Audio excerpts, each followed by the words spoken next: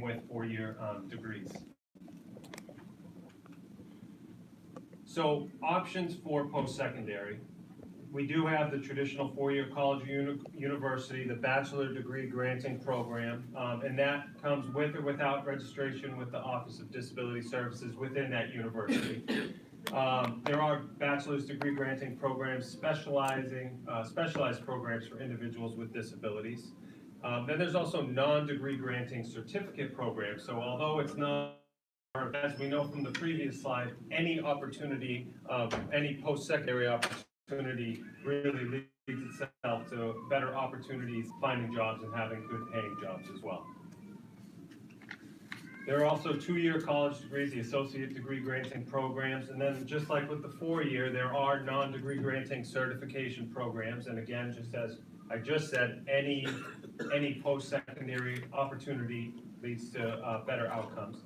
There are 13th year programs, so they graduate and they're not quite ready for post-secondary. There's that kind of transition year. Those are available, especially in Southern Maine. There are vocational or technical programs or schools. Generally there are programs that start before the children graduate, but there are some after as well. Of course, there's adult education and continuing education programs.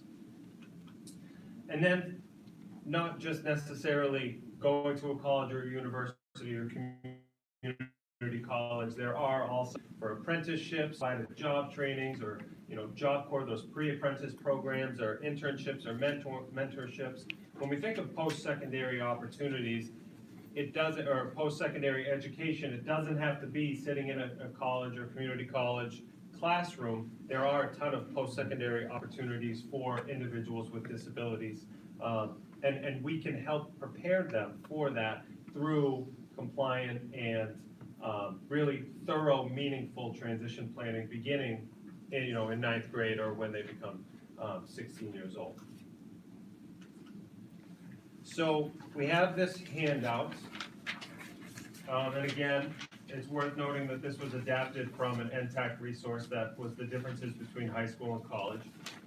So we'll just kind of work through this, and what it basically does is it talks about high school, and so this is really specific to post-secondary education in terms of college, university, community college, certificate programs, I guess you would call it the more formal education as opposed to internships, apprenticeships, etc.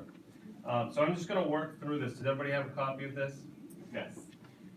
So in terms of the law, when we're thinking about high school, we do have the Individuals with Disabilities Education Act, and in Maine we have MUSER.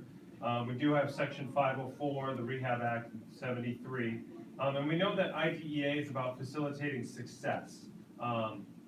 When we move to post-secondary, we know that once a child graduates with a regular diploma, they are no longer entitled to the rights outlined in the IDEA. So post-secondary, they still do have rights under the Americans with Disabilities Act. Section 504 continues. And really the focus for ADA is about facilitating access of what they need. So it really shifts from promoting success through the IDEA to ensuring that they have access to what they need.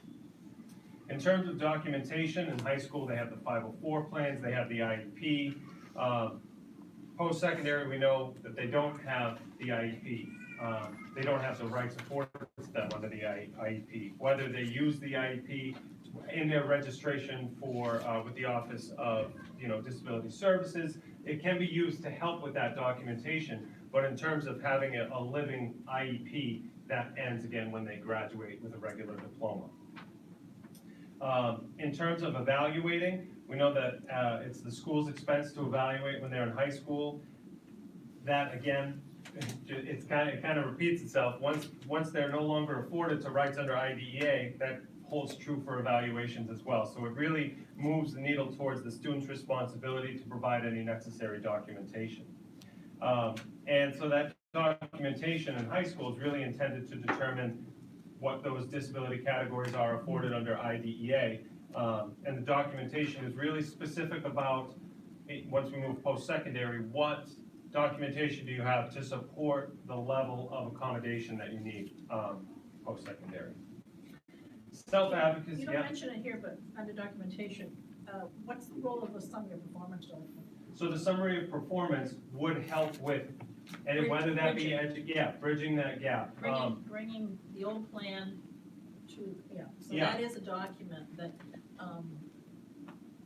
probably should be recognized. Absolutely, absolutely, and it is a requirement, that before the child leaves high school, they need to be provided that document, and that document should have, academic summary, functional summary of how the child, performs, including evaluation results, and then really because this is a part of what we do in our monitoring too, is that we measure compliance of summary of performances to ensure that it is a document that they can, wherever they're going, whether they go to a 4-year college, 2-year college, an internship, anything, they have a document that really supports them in accessing what they need and getting what they need, whether that be reasonable accommodations in the classroom or in the employment setting. Very, very. The other thing I've seen on them is identifying what assistive technology was used in high school and how that may move with them. Yeah. On Absolutely. post-secondary. Yeah, so that does, a lot of the post-secondary says that the student needs to provide that documentation, and that is one of those tools that really can be beneficial in serving as the documentation to ensure that they get accommodations as they need. Moving forward from self-advocacy to self-advocacy, in high school, the student is identified for special education services either by the school, they have support from their parents, they have support from teachers, and there's constant collaboration.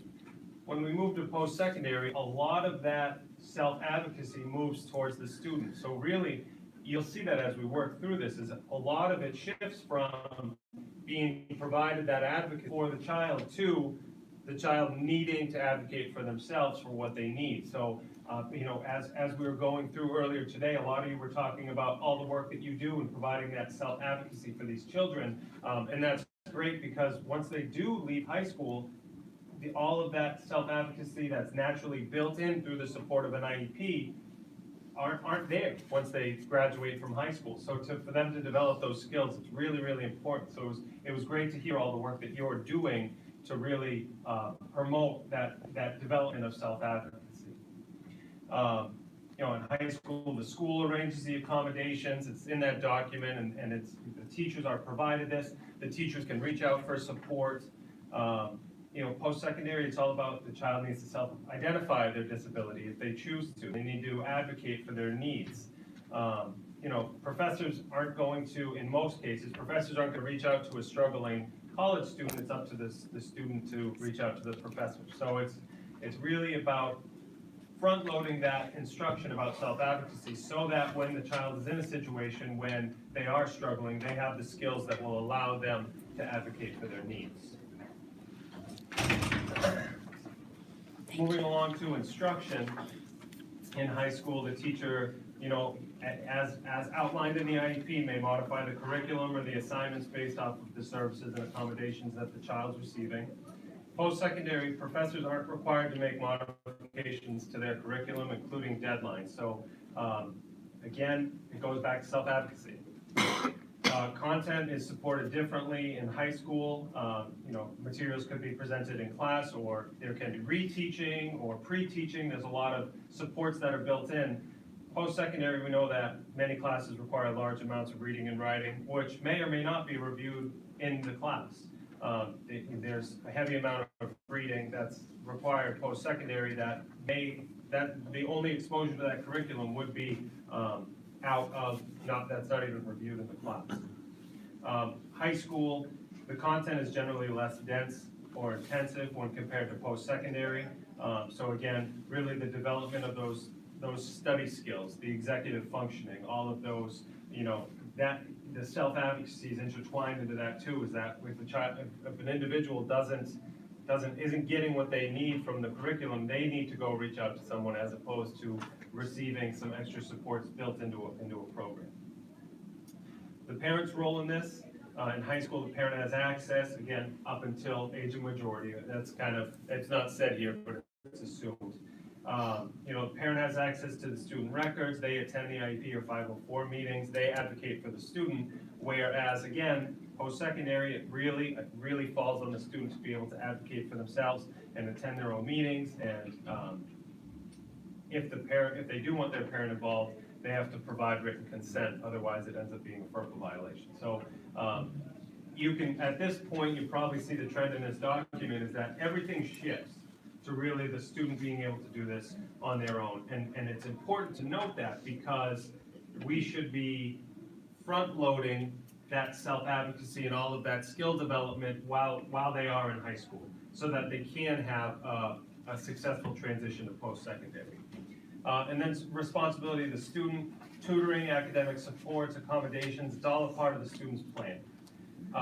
Whereas tutoring and academic support, they're not a part of the Office of Disability Services, so they, again, the student must access the support that's available to all post-secondary institutions.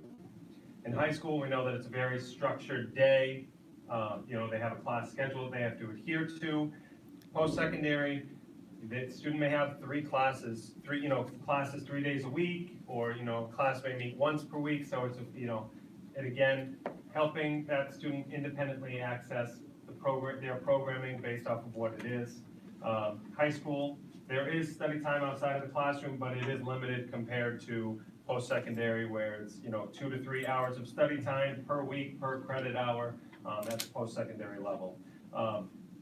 So again, this documents how it really shifts from having a solid amount of support afforded to them under IDEA and MUSER in the state of Maine, to a lot of that self-advocacy is moved towards the student doing it for themselves. So it's really important for us to understand that. It's important for us as case managers, us as parents, any individual that works with an individual with disability has to have this understanding that once that student graduates, a lot of the supports that are naturally built into their programming in high school aren't afforded to them in post-secondary. Thoughts or questions there? One of the things that we encourage when we're out there is to think about what skills the student needs, and self-advocacy is one of them, self-regulation, self-monitoring, in order to be successful post-secondary. So that's the conversations we often have with case managers when we're reviewing transition plans, to see where are they in that continuum of planning for that child to be self-sufficient and self-advocating when necessary. Thoughts or questions on this document before we move on? Share it.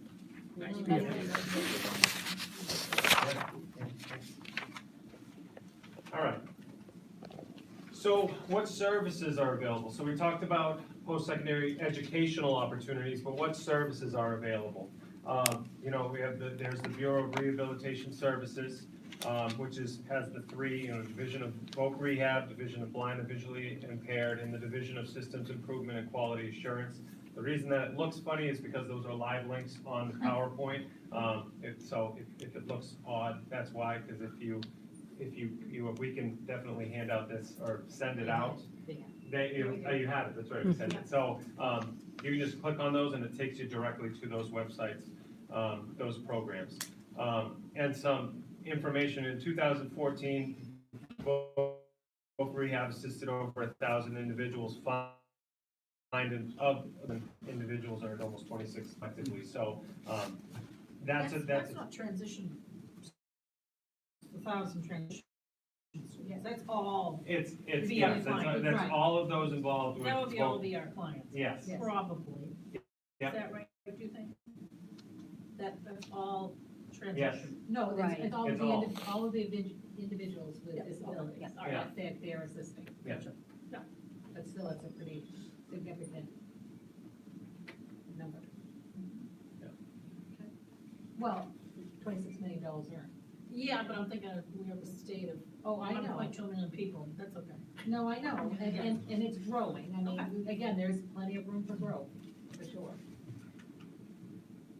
The Workforce Innovation and Opportunity Act 2014 really had a focus on pre-ETS, pre-employment transition services. As I mentioned, more the national conference in the fall, and you couldn't take 4 steps without pre-ETS. So it's really, here in the state through an MOU between the Department of Education and the voc rehab. But really, it's not just in Maine, it's across the country. And that's really around job exploration counseling and work-based learning experiences and counseling on post-secondary opportunities, workplace readiness, self-advocacy instructions, all of the things that we know help provide opportunities for better outcomes for individuals with disabilities post-secondary. So can I ask a question about that? Here, I know that Alpha One and VR have a partnership, but I'm wondering, is that the only partnership in Cumberland County around pre-eds? Or are there others? Does anybody know? Well, all the community rehab providers. They all do pre-eds too.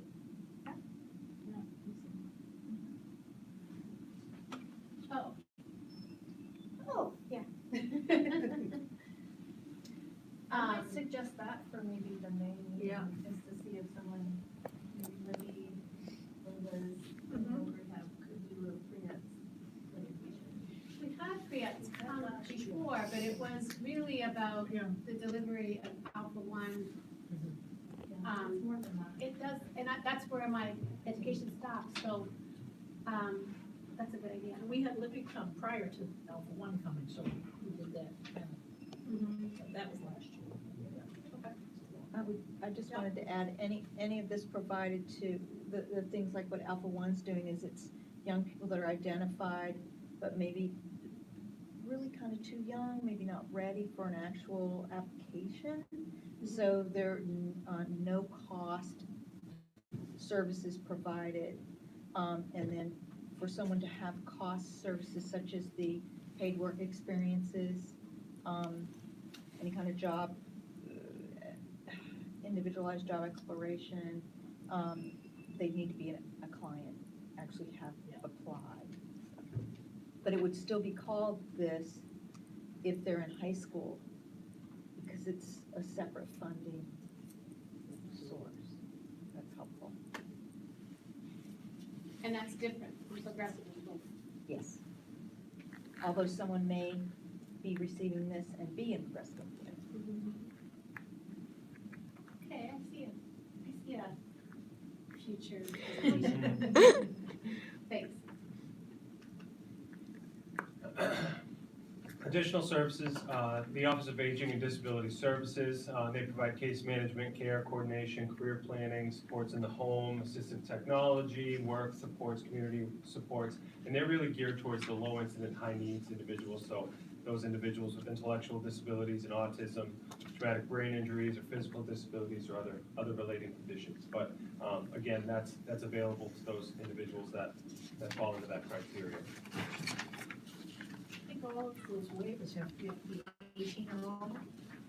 I would click on that website and get more information from that. All the waivers, you have to be 18 or older. Right. I think you're right. There's SAMS, the Office of Substance Abuse and Mental Health Services, and they provide community integration services, home supports, community supports, daily living, skill development, employment-related services, and supported education funding as well. There are other resources available, the Community Housing of Maine, Disability Rights Maine, Employment for Maine, Jobs for Maine graduates, which again, a lot of that program is already implemented in many high schools. Maine's Department of Labor, Maine Parent Federation. Again, those are all separate entities from